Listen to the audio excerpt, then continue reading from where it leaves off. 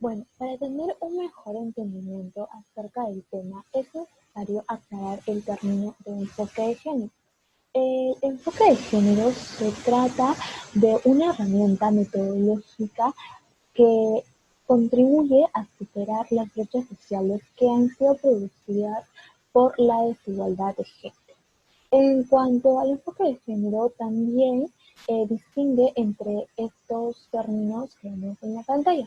En primer lugar, tenemos el sexo biológico, que está asociado al aspecto físico, es decir, que las personas pueden observar en cuanto a órganos, a cromosomas, etc.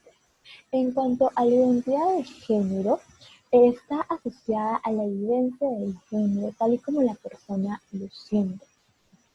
Por otro lado, en cuanto a la expresión del género, se trata de la construcción social, de cómo cada quien decide expresar su identidad de género. Y por último, en cuanto a la orientación sexual, se trata de hacia quiénes las personas se sienten atraídas.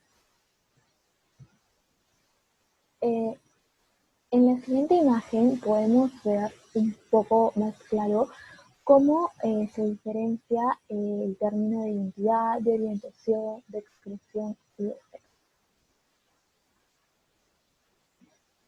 ¿Por qué hemos tomado en cuenta este tema y no otros? Creo que hemos sido altamente influenciados por el panorama actual en la pandemia, cuando se dictó la medida de separación de salida por género. Entonces, en primer lugar, esta medida lo ha aceptado el mismo Estado fue un error, ya que no toma en cuenta los comportamientos sociológicos de las diferencias entre géneros de mujer y hombre, y las actitudes que tiene cada uno o los roles que tienen en la familia conservadora peruana como la actual. Pero aparte de ello, lo que ocurre es que muchas personas trans han sido fuertemente humilladas debido a la medida, porque los policías, a pesar de haber tenido la obligación de aceptar la expresión de género de la persona y su identidad, aún así fueron humilladas físicamente, verbalmente y demás, etc. Pero aparte de ello, existen otros temas relacionados como el matrimonio civil igualitario, que es un proyecto de ley con un enfoque de género que ya ha sido aplicado anteriormente, pero también, como estamos en una sociedad fuertemente influenciada por la religión conservadora, han existido un proyecto de ley contrario a ello, que es eliminar proyectos de ley que tengan que ver sobre género e igualdad sin importar su contenido.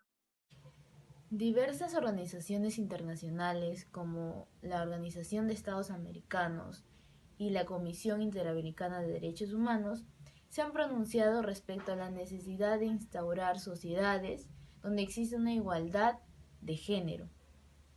Además de ser un derecho fundamental, es necesario para generar sociedades sostenibles que tengan un ámbito o un contexto de convivencia y que se pueda desarrollar el pleno potencial humano, en palabras de la Organización de las Naciones Unidas. A pesar de ello, existe aún un desequilibrio en la igualdad de oportunidades, de derechos. Por ejemplo, en el caso del Congreso, la disparidad que existe entre congresistas varones y mujeres que recién ahora ha mejorado un poco respecto a los años anteriores. Asimismo, existe una desinformación originada por ciertos grupos conservadores que impulsan esa confusión en la población.